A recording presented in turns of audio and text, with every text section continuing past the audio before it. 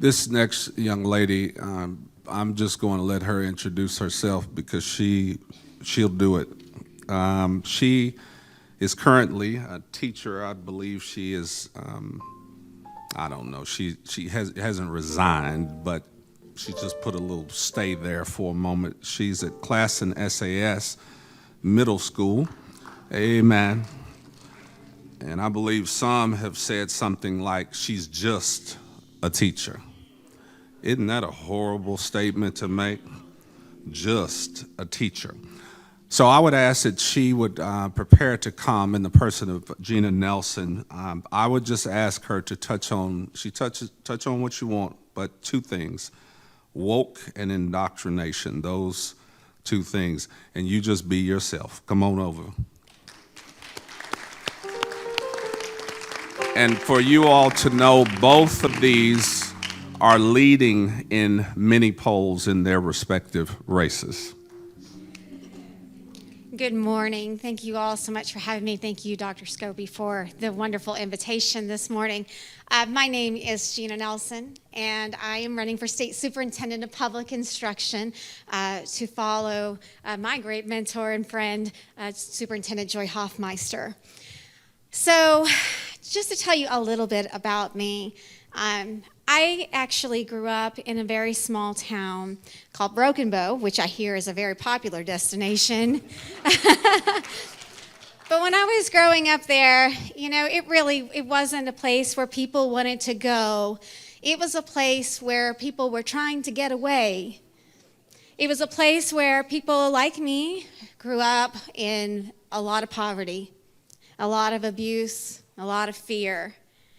And where I found a lot of refuge for myself was on Sunday mornings in my church singing, because that made things feel better.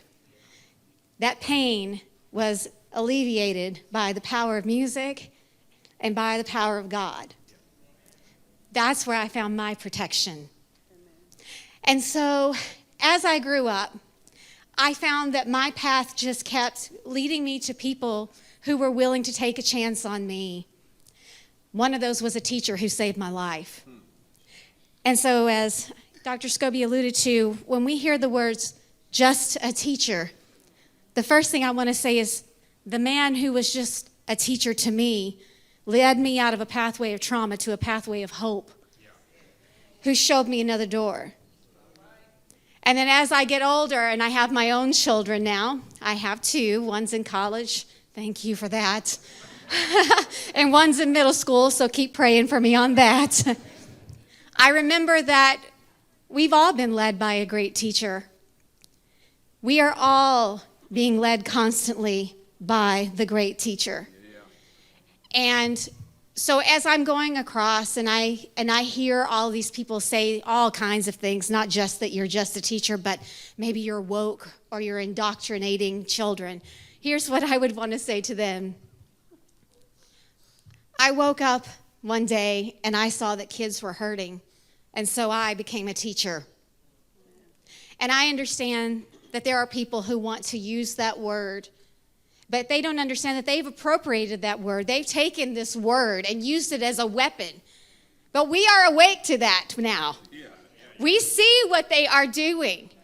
And they are not looking at Oklahoma for the greatness that it is. They don't see that how many people look so differently and how we all think differently. But when we come together, we do make a joyful noise. We make a difference. There is nothing wrong with that. And as far as indoctrinating, no, we are teaching. We are teaching critical thinking. We want their eyes to be open. We want them to be awake at what the possibilities of the future are. And as I enter into this race, yes, I step forward as just a teacher who has been named the 2020 Oklahoma Teacher of the Year. A teacher who has been named one of the top 45 in the nation when everybody called her nothing more than one of those kids growing up, who has constantly stepped up for others because someone stood up for me. And that's what all of this election cycle is for me. It's those of us who are hearing the call right now, to put your name out, your reputation, your family's on the line for all of us, for them. Every single one of our children right now are depending on us. So the 700,000 kids in the state of Oklahoma, which over 300,000 are living below the poverty line. And we can do better. But it's going to take all of us working together. It's going to take all of us, not to say indoctrinate, but educate.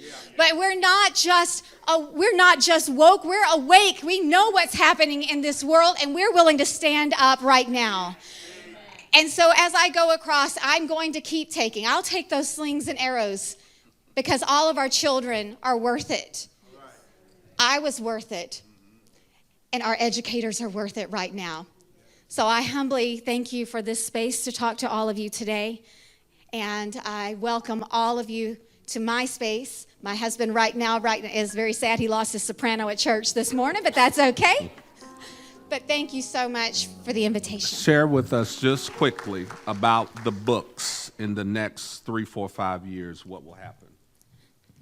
Well, whoever the next state superintendent is going to be in charge of looking at the next set of history curriculum. So our history curriculum and standards are up for review.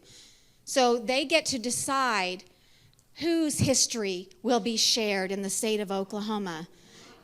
Who will be represented in our textbooks, in our lessons that we teach our children. And there's already been too much that's been forgotten, passed over, and not passed down. And so we're going to need a superintendent who's not there for themselves or for an organization or for a party, but for all of us. So that's very important.